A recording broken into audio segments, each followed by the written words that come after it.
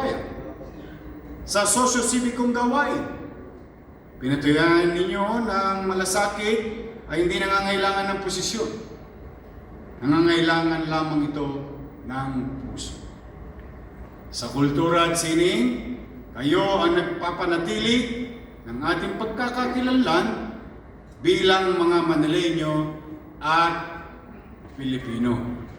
Sa mass media, kayo ang nagsilbing tulay ng katotohanan at tamang impormasyon para sa sambayanan, lalong-lalo na sa panahon ngayon na 5-5 o naglipan ang mga fake news. Sa palakasan, ipinakita ninyo ang disiplina, sipag at determinasyon ay kayang magdala ng karangalan hindi lamang sa sarili kundi sa buong lungsod at bansa.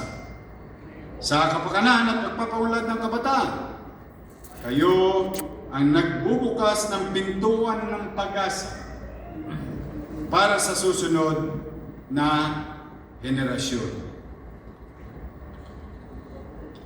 At sa mga nangangalaga ng kalikasan, ipinakita ninyo na ang tunay na pagmamahal sa lungsod ay nagsisimula sa pag-aalaga ng ating kapaligiran.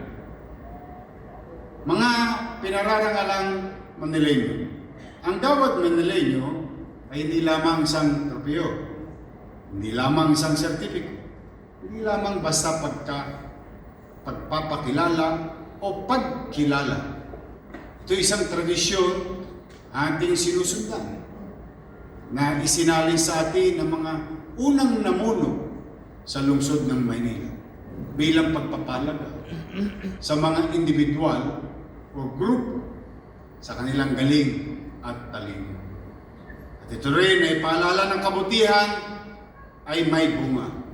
Ang serbisyo ay may saysay. At ang pagmamahal sa kapwa, hindi kailanman nasasayang. Ang bawat isa sa inyo ay patunay na may kabutihan para sa ating lipunan.